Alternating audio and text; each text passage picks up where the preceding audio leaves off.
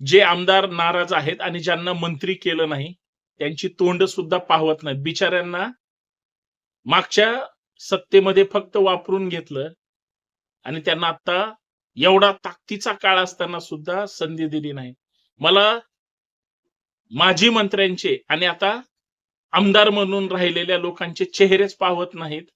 कारण त्यांच्या मनात इतकी मोठी दुःख आहेत, की ती शब्दात सुद्धा मांडू शकत नाही. म्हणून काही जण हॉटेलमधून वापस परतले, काही जण नागपूर अधिवेशनात शहरात पोहोचले, तिथून वापस आले.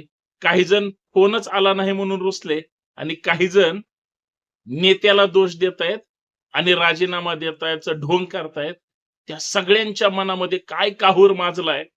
कारण जुन्या जाणत्या लोकांनी त्यांच्याकडे मागच्या वेळेस असलेली खातेमध्ये निष्क्रिय पद्धतीनं किंवा कामच केलेलं नाही म्हणून